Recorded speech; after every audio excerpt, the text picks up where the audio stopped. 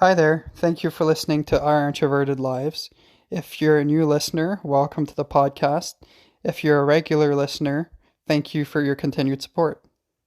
Believe it or not, there are not only two personality types, there's actually four of them. There are, of course, extroverts and introverts, but there are also ambiverts and omniverts. I believe by this point you guys have a pretty good idea of what an introvert and an extrovert is. So in this episode, we're going to be talking about the later of the two. We're going to be talking about what an ambivert and an omnivert is and how they differ from one another. To be honest, before I started this podcast, I knew that there was such thing as an introvert and an extrovert, and I knew the differences, but I didn't know that there was such thing as ambiverts and omniverts, so that's something new to me. If sometimes you feel like going out but end up staying in to recharge energy, or sometimes you want to express yourself and not just listen to the conversation, you want to join into the conversation, or maybe sometimes you're super rebellious and others you calculate the pros and cons of what you're about to do, then you might be an ambivert or an omnivert. If you think that a combination of introverted traits and extroverted traits matches you best, then you are either an ambivert or an omnivert. The main difference between the two is that an ambivert has a perfect balance of introverted and extroverted traits. They're right in the middle of that spectrum. While an omnivert, they also show traits from both sides of the spectrum, but for them it depends which social situation that they're in. They might show that they're an introvert in one conversation, but in the next they might show that they're actually an extrovert.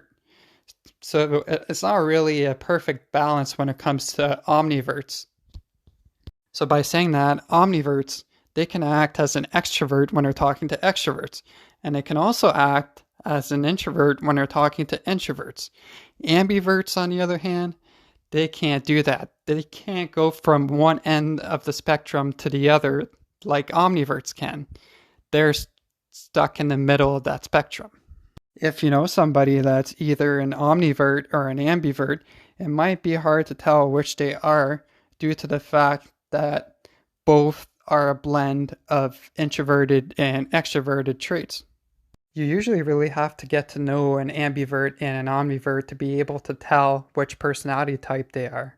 You really have to see how they act in different conversations. Is there a drastic change in personality from one conversation to the next? Or do they maintain some sort of consistency between conversations?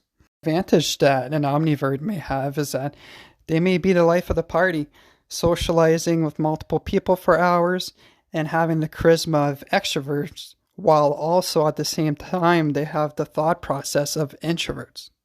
Although studies show that ambiverts make better salespeople than omniverts.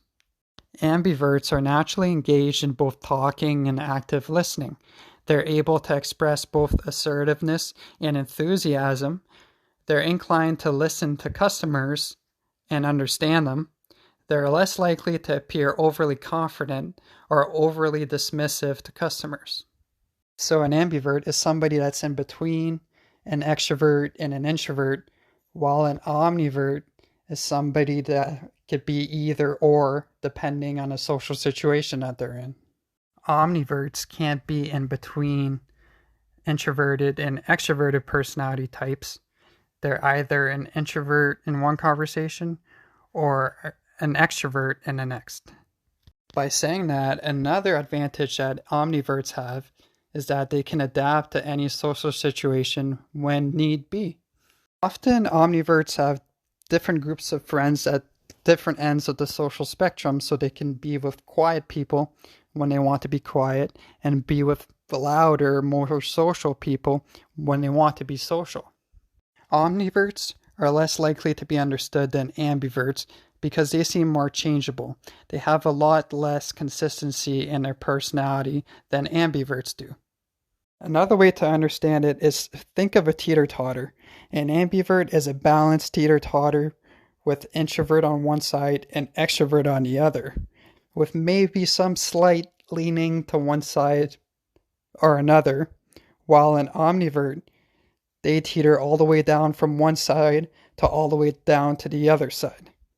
Ambiverts don't avoid or even seek socialization, but when they do socialize, it's often with the same people. While omniverts' choice of company depends on the state of their social batteries. In extrovert mode, they want to hang out with extroverts. In introvert mode, they want to be alone or with a friend or two. So to summarize, an ambivert is locked in somewhere in between an extroverted and an introverted personality, while an omnivert goes from one end of the spectrum to the other when need be. As usual, thank you for listening to this podcast. If you're listening to us on YouTube, please make sure to like this video and to subscribe to the channel.